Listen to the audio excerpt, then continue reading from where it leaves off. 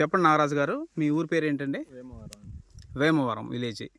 మండలం మాచవరం మండలం, పల్నాడు జిల్లా. ఓకే. మీరు ఈ సంవత్సరం ఎన్ని ఎకరాల్లో వేశారు పత్తి? నేను 6 ఎకరాలు వేసానండి. 6 ఎకరాల్లో ఇప్పుడు ఈ భద్రా అనే వెరైటీ ఎకరం వేశారు. మీరు వేసిన 6 ఎకరాల్లో ఇదే మిగిలండి.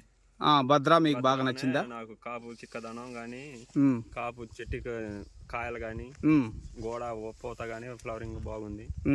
ఇదే బాగా అనిపించింది. ఓకే.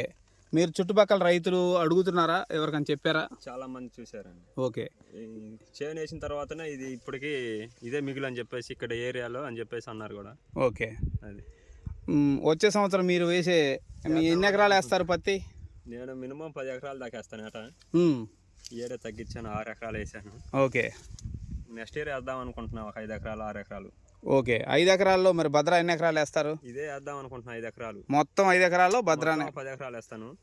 మినిమం 5 ఎకరాలు వేద్దాం అనుకుంటున్నాను. మినిమం 5 ఎకరాల్లో భద్రా వేస్తారు. ఓకే, మంచిదండి. మరి దీంట్లో దోమ శాతం ఎలా అనిపించింది? ఎన్నిసార్లు మందు కొట్టారు?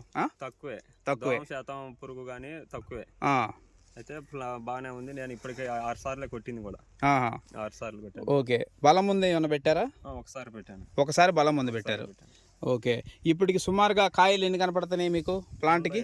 చెట్టుకి 60 నుంచి 70 దాకా ఉన్నాయి. 60 నుంచి 70 కాయల వరకు కనపడుతున్నాయి.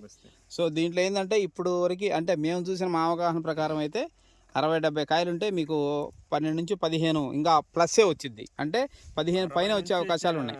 60 నుంచి 70 ఉంటే దగ్గర 18 దాకా వస్తుందండి. అదే నేను అనేది, అదేనండి, యావరేజ్. అవును. ఓకే, సరేనండి. ఇది నిరుపమా సీడ్స్ వారి భద్రా 333. వచ్చే సంవత్సరం మీరే కాకుండా మీ ఫ్రెండ్కి దీన్ని సార్ బాగా